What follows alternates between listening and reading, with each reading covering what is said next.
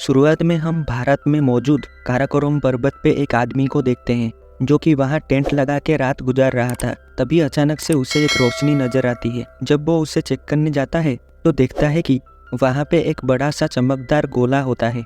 फिर जब वो आदमी उस गोले के बाहरी परत को तोड़ता है तो उसमें से बहुत तेज रोशनी निकलने लगती है और वो आदमी बेहोश हो जाता है। फिर जब कुछ देर बाद उसे होश आता है तो वो देखता है कि वो गोला वहाँ से गायब हो चुका था और उसके हाथ पे कुछ निशान बना हुआ था। फिर स्क्रीन चेंज होती है और हम हेलेन बेंसन नाम की एक लेडी को देखते हैं जो कि प्रिंसटन यूनिवर्सिटी में एक लेक्चरर थी। साथ ही वो एक एस्ट्रोबायोलॉजिस्ट भी थी। फिर हम हेलेन के बेटे को देखते हैं जिसका नाम जेकब था। दरअसल जेकब के मॉम डैड मर चुके थे। हेलेन जेकब की सौतेली माँ थी, यानी कि जेकब के डैड की दूसरी वाइफ। फिर हेलेन को एक अननोन नंबर से कॉल आता है और उसके घर के बाहर FBI वाले मौजूद होते हैं। वो वहाँ हेलेन को लेने आए थे।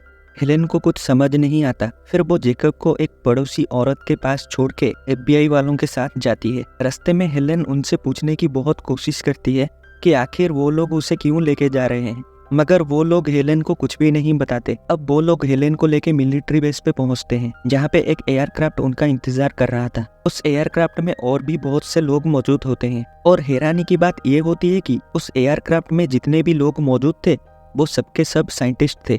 फिर मिलिट्री वाले उन्हें न्यू जर्सी में मौजूद फोर्ट लिन्यूड मिलिट्री एकेडमी में लेके जाते हैं। वहाँ बहुत से लोग मौजूद होते हैं और वहाँ मोबाइल फोन अंदर लेना अलाउड नहीं था, तो हेलेन अपनी फोन को अपनी जैकेट में छुपा लेती है। तभी एक आदमी आके हेलेन को ऊपर बुलाता है। उसका नाम माइकल था, वो नासा का डायरेक्टर था। अब वो सारे साइंटिस्ट को एक कॉन्फ्रेंस रूम में लेके जाते हैं और उन्हें बताते हैं कि स्पेस में एक ऑब्जेक्ट बहुत तेजी से अर्थ की ओर बढ़ रहा है और वो अब से 78 मिनट के बाद न्यूयॉर्क के मैनहट्टन में टकराएगा, जिससे कि वो पूरा शहर पूरी तरह से तबाह हो जाएगा। और वो लोग मिसाइल से भी इसको रोक नहीं सकते क्योंकि मिलिट्री की सारी मिसाइल्स डीएक्टिव हो चुकी थी। ये सुन के वो सब घबरा जाते हैं। अब हेलेन टॉयलेट में छुप के जेकब से बात करता है। फिर वो सब वहाँ से एयरक्राफ्ट में निकल पड़ते हैं। तभी वो ऑब्जेक्ट धरती के वातावरण में प्रवेश करता है, पर वो धरती से टकराता नहीं बल्कि उसकी रफ्तार धीमी हो जाती है और वो ऑब्जेक्ट नीचे लैंड करने लगता है। फिर मिलिट्री वाले सारे साइंटिस्ट को लेके वहाँ आते हैं। अब हम देखते हैं कि वो ऑब्जेक्ट उसी गोले के जैसा था जिसको हमने मूवी के शुरुआत में देखा था,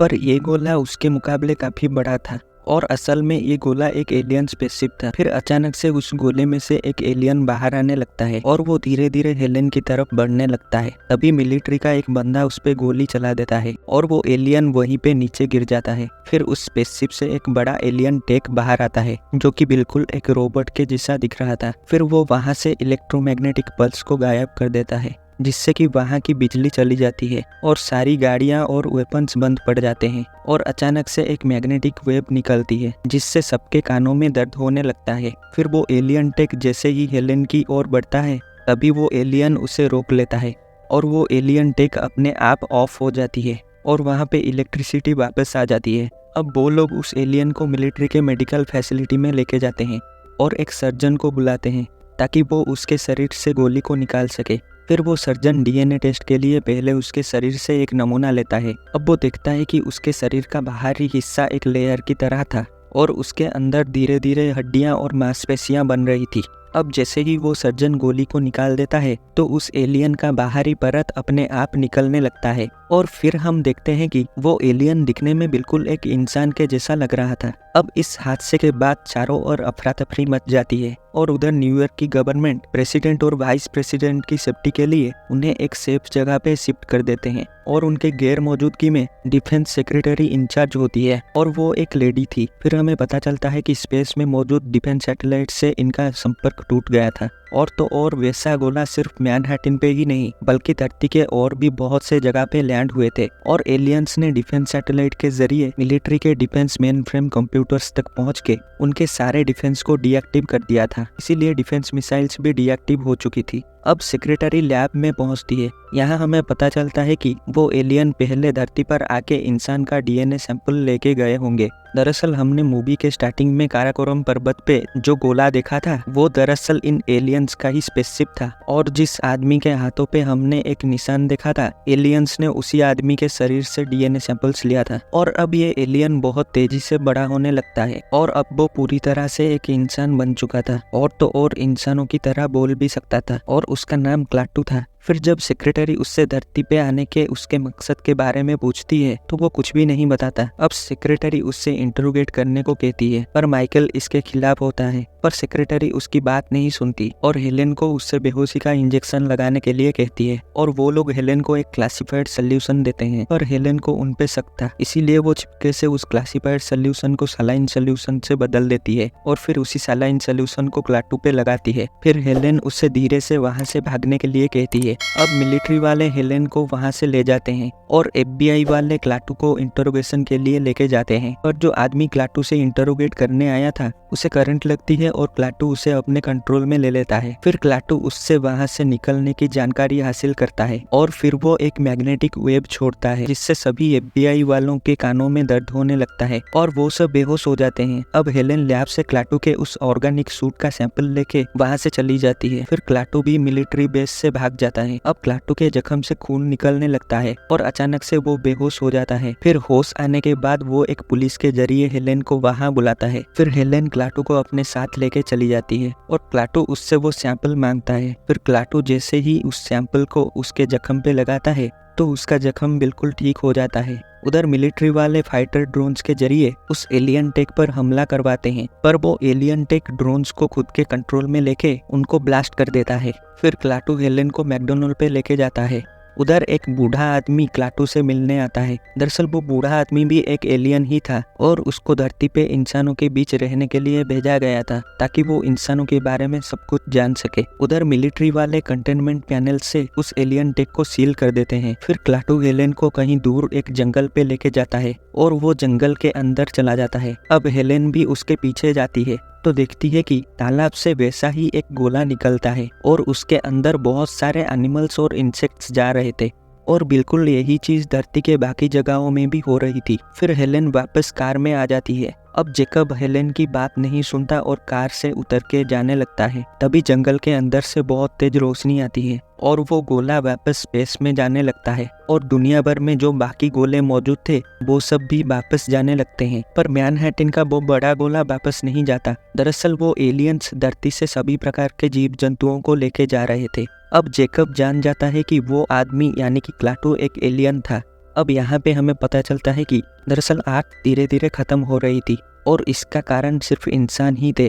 इंसानों की वजह से ये पृथ्वी मर रही थी, इसीलिए क्लाटू धरती पे आया था ताकि वो इंसानों को खत्म करके धरती को बचा सके। और वो लोग इसीलिए सभी प्रकार के जीव जंतुओं को ले रहे थे ताकि इंसानों के खत्म होने के बाद वो धरती को फिर से जिंदगी दे पाए। ये बात सुन के हेलेन बहुत डर जाती है और क्लाटू से ये सब ना करने की रिक्वेस्ट करती है, पर क्लाटू उसकी बात नहीं सुनता।